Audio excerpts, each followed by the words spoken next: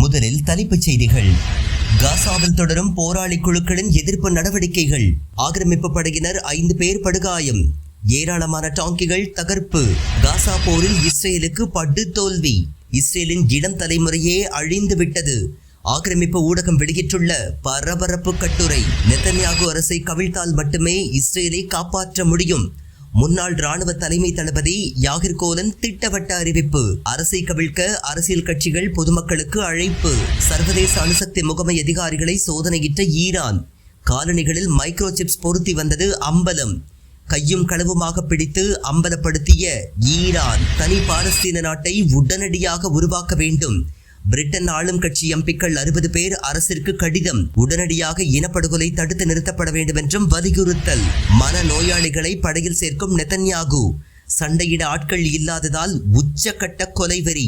மத சேவை செய்யும் ஹரிடி யூதர்களுக்கும் கட்டாய ராணுவ சேவை நெருக்கடி. இனி செய்திகளை விரிவாக பார்க்கலாம். காசாவில் 3 வெவ்வேறு இடங்களில் நடைபெற்ற தாக்குதல்களில் ஆக்கிரமிப்பு படையினர் 5 பேர் காயமடைந்துள்ளதாக இஸ்ரேலின் யதியோத் அஹ்ரோனோத் ஊடகம் உறுதிப்படுத்தியுள்ளது. கான் யூனிஸில் நடைபெற்ற பாதுகாப்பு குறைபாடு சம்பவத்தில் காயமடைந்த வீரர்கள் ஹெலிகாப்டர்கள் மூலம் மீட்கப்பட்டதாக அந்த ஊடகம் குறிப்பிட்டுள்ளது. பாலஸ்தீன போராளி குழுக்கள் கடந்த சில நாட்களில் நடத்திய 3வது பெரிய ராணுவ நடவடிக்கையாக இது பார்க்கப்படுகின்றது. இது குறித்து ஹமாஸின் ராணுவ பிரிவான அல்கசாம் படை வெளியிட்டிருக்கும் செய்திக்குறிப்பில் காசா சிட்டியில் இருந்த இஸ்ரேலின் கமாண்ட் அண்ட் கண்ட்ரோல் நிலைகளை குறிவைத்து மோட்டார் எரிகணை தாக்குதல் நடத்தியதாக தெரிவித்துள்ளது. கிழக்கு கான் யூனிஸ் பகுதியில் ஹமாஸின் ஸ்னைப்பர் வீரர் நடத்திய துப்பாக்கிச் சூட்டில் ஆக்கிரமிப்பு வீரர் ஒருவர் அங்கேயே சுருண்டு விழுந்ததாக தெரிவிக்கப்பட்டுள்ளது. இதனிடையே அல்குட்ஸ் படை வெளியிட்டிருக்கும் செய்திக்குறிப்பில் காசாவின் பல்வேறு இடங்களில் ஆக்கிரமிப்பு கவச வாகனங்களை குறிவைத்து வெற்றிகரமான நடவடிக்கைகளை மேற்கொண்டதாக தெரிவித்துள்ளது. இதன் ஒரு பகுதியாக அல்துஃபா பகுதியில் ஆக்கிரமிப்பு கவச வாகனம் ஒன்று முற்றிலுமாக கன்னிவெடி மூலம் அழிக்கப்பட்டதாக அந்த அமைப்பு தெரிவித்துள்ளது. அல் சைத்தூன் பகுதியில் மற்றொரு டாங்கி வெற்றிகரமாக தகர்க்கப்பட்டதை தங்களது வீரர்கள் உறுதிப்படுத்தி இருப்பதாக அந்த அமைப்பு கூறியுள்ளது. ராணுவ நடவடிக்கையில் ஈடுபட்ட வீரர்கள் பாதுகாப்பாக திரும்பியதாகவும் குறிப்பிட்டுள்ளது. முன்னதாக வெள்ளிக்கிழமையும் கான் யூனிஸ் சுற்றுவட்டார பகுதிகளில் 2 டாங்கிகளை தகர்த்ததாக அல்குட்ஸ் படை அறிவித்திருந்தது. அல்துஃபா பகுதியில் குழுமையிருந்த ஆக்கிரமிப்பு வீரர்களை குறிவைத்து எரிகணை தாக்குதல் நடத்தியதாகவும் அல்குட்ஸ் கூறியிருந்தது குறிப்பிடத்தக்கது. காசா போரால் இஸ்ரேலில் ஒரு தலைமுறையே அழிந்து வருவதாக அந்நாட்டு ஆக்கிரமிப்பு ஊடகம் வேதனை தெரிவித்துள்ளது. இது குறித்து சேனல் 12 என்ற பிரபல இஸ்ரேல் ஊடகம் வெளியிட்டுள்ள கட்டுரையில் நெதன்யாகுவின் தோல்விகளை அம்பலப்படுத்தியுள்ளது.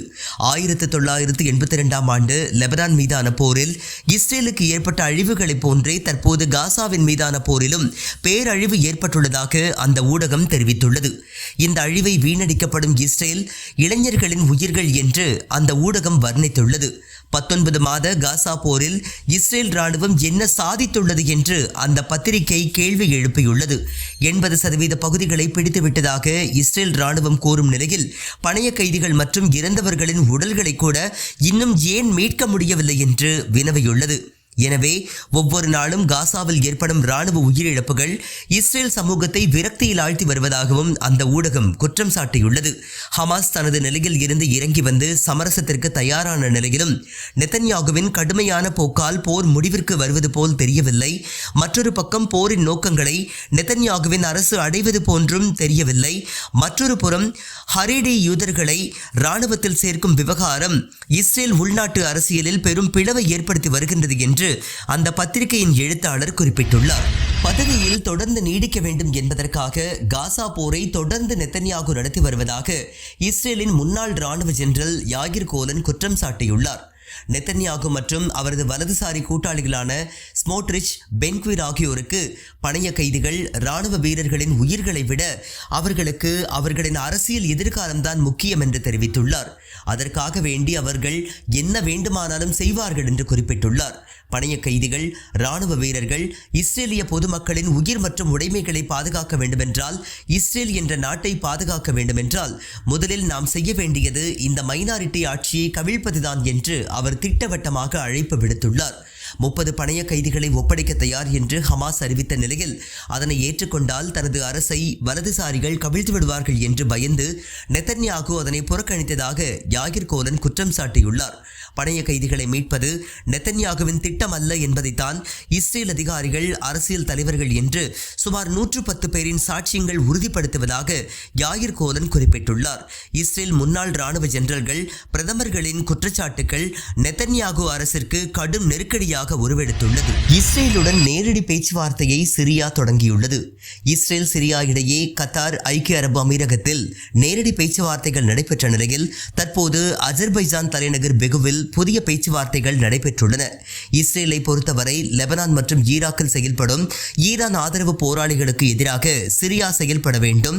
சிரியாவில் உள்ள இஸ்ரேல் ஆதரவு பெற்ற ட்ரூஸ் பழங்குடிகளை தாக்கக்கூடாது. கோலன் குன்றுகளில் இஸ்ரேலின் ஆக்கிரமிப்பை ஏற்றுக்கொள்ள வேண்டும் போன்ற பல நிபந்தனைகள் முன்வைக்கப்பட்டுள்ளன.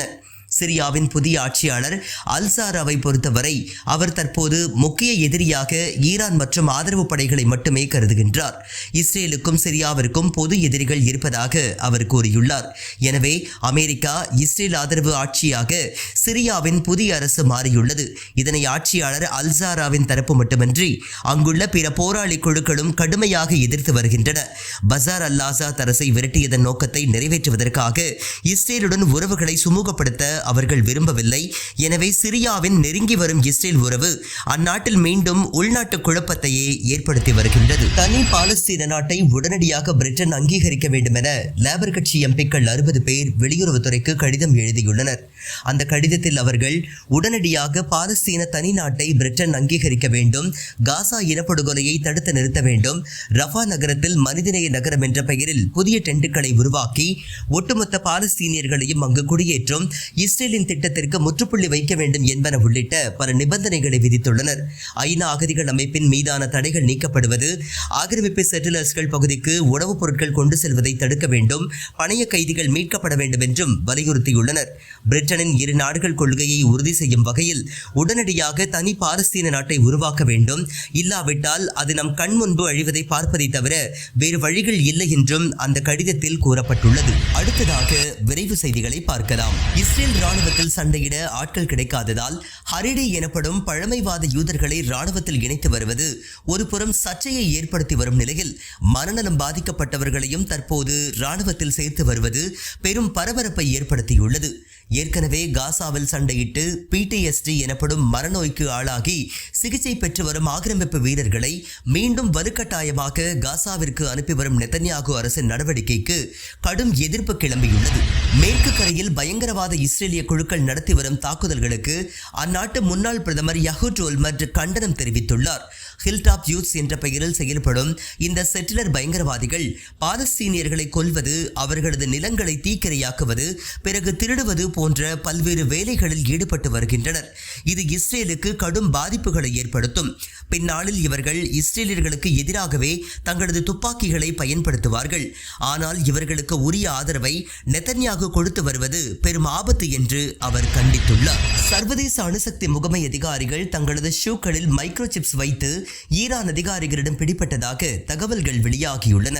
ஈரானில் உள்ள அணுசக்தி கூடங்களை ஆய்வு செய்ய இதற்கு முன்பு அவர்கள் வந்தபோது அவர்களை பாடி செக் செய்ததாகவும் அப்போது அவர்களின் ஷூக்களில் மைக்ரோசிப்ஸ் இருந்தது தெரிய வந்து அதனை அகற்றியதாகவும் ஈரானின் தேசிய பாதுகாப்பு அதிகாரி மஹ்மூத் நபாவியான் தெரிவித்துள்ளார். இது முதன்முறை அல்ல என்றும் ஒவ்வொரு முறையும் இப்படி நடப்பதாகவும் இவர்கள் ஈரானை ஆய்வு செய்ய வரவில்லை, மாறாக உளவு பார்த்து அந்த தகவலை எதிரி நாடுகளுக்கு வழங்குவதாகவும் ஈரான் அதிகாரி பரபரப்பு குற்றச்சாட்டை சுமத்தியுள்ளார். காசாவில் குடிநீர் விநியோக மையத்தை குறிவைத்து இஸ்ரேல் நடத்திய வான்வழி தாக்குதலில் தண்ணீர் எடுக்கச் சென்ற சுமார் 27 பேர் படுகொலை செய்யப்பட்டனர். இஸ்ரேல் ஆக்கிரமிப்பு படைகளின் தாக்குதலில் சனிக்கிழமை ஒரே நாளில் மட்டும் 110 பாலஸ்தீனியர்கள் கொல்லப்பட்டுள்ளனர். இதில் 34 பேர் உணவு பெறச் சென்றவர்கள் ஆவர். இதுவரை கொல்லப்பட்ட பாலஸ்தீனியர்களின் எண்ணிக்கை 57,882 உயர்ந்துள்ளது. மேலும் காயமடைந்தவர்களின் எண்ணிக்கை 1,38,095 உயர்ந்துள்ளது. மேற்கு கரையில் இஸ்ரேலிய பயங்கரவாத செட்டிலர்களால் அமெரிக்க குடியுரிமை பெற்ற பாலஸ்தீனிய இளைஞர் சேஃபுல்லா முசாலெட் என்பவர் அடித்துக் கொல்லப்பட்டுள்ளார். விடுமுறைக்காக மேற்கு கரையில் உள்ள தனது சொந்த ஊருக்கு அவர் சென்றபோது அவரது நிலங்களை செட்டிலர்கள் ஆக்கிரமிப்பு செய்ததை அறிந்து அங்கு சென்று பார்வையிட்ட போது செட்டிலர்கள் 3 மணி நேரம் கொடூரமாக அவரை தாக்கியுள்ளனர். பிறகு அவரை மீட்க வந்த ஆம்புலன்ஸையும் அனுமதிக்காமல் காலம் தாழ்த்தியுள்ளனர். இதில் அவர் சம்பவ இடத்திலேயே பரிதாபமாக உயிரிழந்தார்.